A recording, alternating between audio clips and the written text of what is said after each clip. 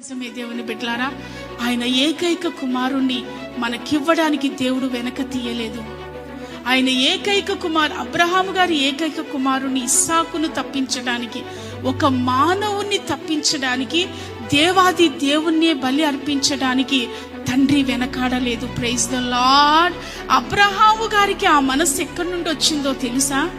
దేవాది దేవునిలో నుండి వచ్చింది. Praise the lord, praise the lord. దేవుని బిడ్డలారా, మన జీవితంలో కూడా పాపంలో కొట్టుమిట్టాడుతున్న మనల్ని ఆ దేవాది దేవుడు ఆ పాపము ద్వారా మనకు కలిగే మరణము నుండి తప్పించడానికి ముద్దు బిడ్డగా పరలోకంలో పెంచుకున్న తన ఏకైక కుమారుణ్ణి మన కొరకు బలిగా అర్పించాడు. Praise the lord, praise the Lord. అనాదిలోనే ఇది నియమించబడింది. Praise the lord, praise the lord.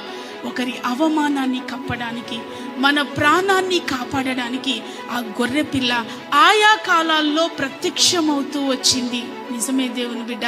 లేకపోతే ఈరోజు మనము మృతులం.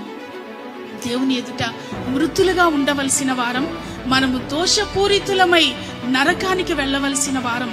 ఆ నరక బాధ నుండి దేవుడు మనల్ని తప్పించడానికి తన ఏకైక కుమారుణ్ణి కల్వారి శిలువలో బలిగా అర్పించాడు. Praise the lord. ఆది కాలంలో గొర్రె పిల్లగా ప్రత్యక్షమయ్యాడు అవమానం దొర్లించడానికి.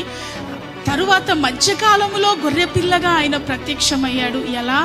లోక పాపాన్ని మోసుకుని ఆ కల్వారి శిలువలో మరణించడం ద్వారా. Praise the lord, praise the lord. దేవుని బిడ్డలారా, ఆ రక్తమే మనకి ఈరోజు విడుదలనిచ్చింది.